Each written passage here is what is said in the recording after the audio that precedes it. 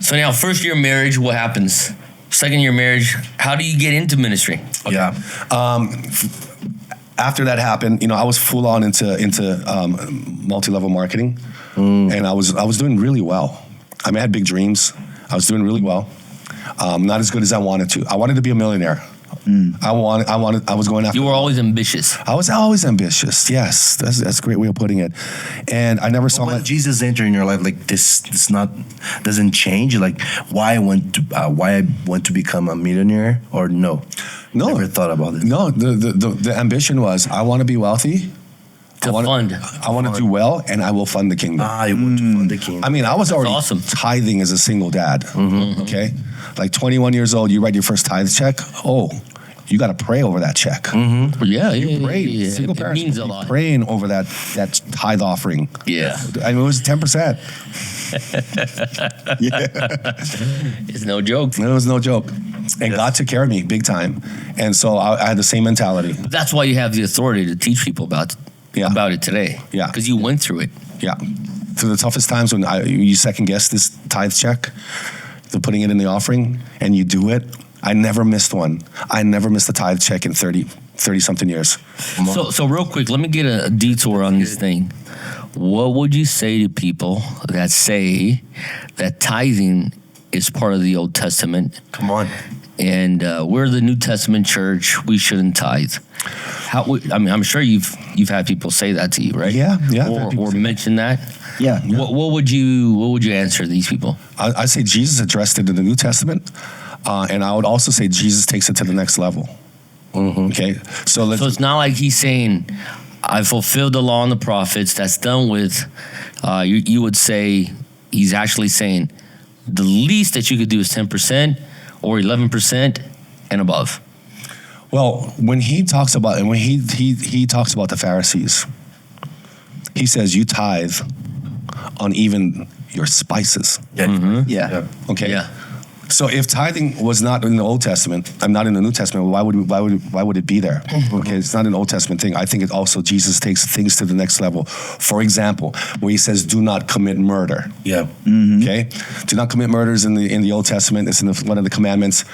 In the New Testament, Jesus says, if you even think that kind of thought, you've already murdered in your heart. What about adultery? Adultery, same thing. You even look at a woman the wrong way, pluck out your eye. With her. Right? So he takes it to the next level. Yeah.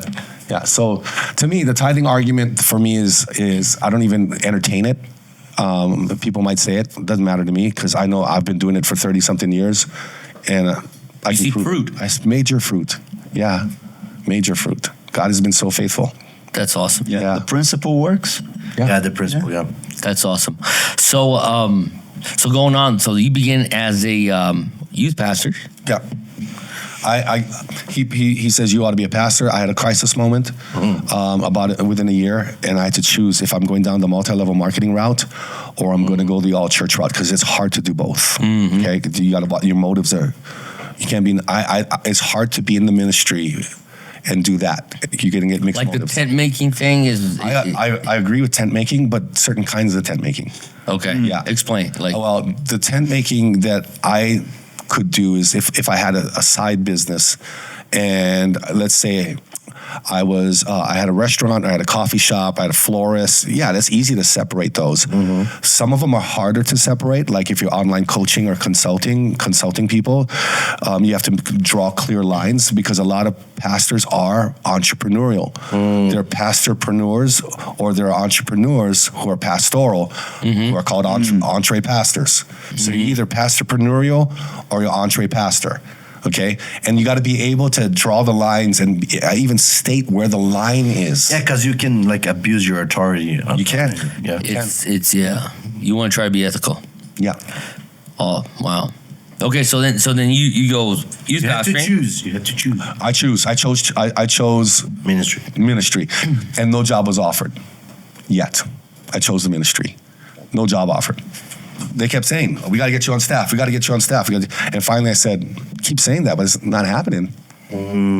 So they created a special portfolio for me. They created a ministry and says, here's what we want you to do. We want you to take the young married couples and we want you to start a ministry with them. I said, what do you want me to do? Just have connect groups and do quarterly or twice a year events. It's up to you.